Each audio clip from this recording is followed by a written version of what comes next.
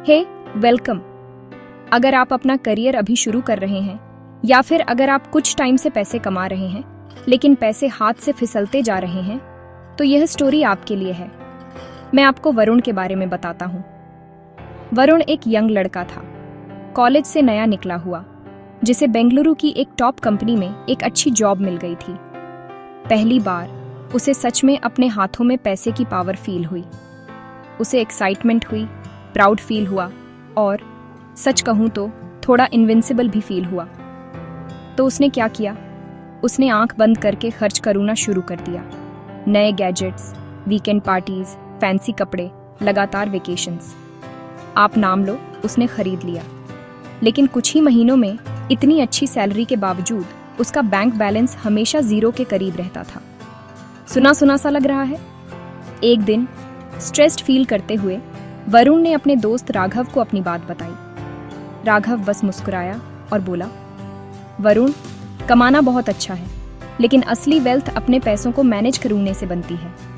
याद रखो चाणक्य ने क्या कहा था, अगर आप जवानी में सेव नहीं करते तो बुढ़ापे में आपको स्ट्रगल करना पड़ेगा। ये बातें वरुण को बहुत चुभ गईं। उसे रियलाइज हुआ कि वह सिर्फ आज के लिए जी रहा था, अपने फ्यूचर और अपनी रिस्पॉन्सिबिलिटीज को इग्नोर कर रहा था। राघव की सलाह और चाणक्य की विजडम से इंस्पायर होकर वरुण ने चेंज करने का डिसाइड किया। उसका पहला स्टेप, उसने अपने छोटे मोटे डेट्स क्लियर किए और उस माइंडलेस स्पेंडिंग पर रोक लगाई। दूसरा, उसने एक इमरजेंसी फंड बनाया और फिक्स डिपॉजिट्स में पैसे डालना शुरू किया, क्योंकि सेफ्टी हमेशा पहले आती है। तीसरा, उसने एक रिस्क लिया और म्यूचुअल फंड्स और शेयर्स में इन्वेस्ट करना शुरू किया, धीरे धीरे, स्टेडिली, लॉन्ग रन में ग्रोथ के लिए। चौथा स्टेप, प्रोटेक्शन। उसने खुद को और अपनी फैमिली को लाइफ और हेल्थ इंश्योरेंस से कवर किया।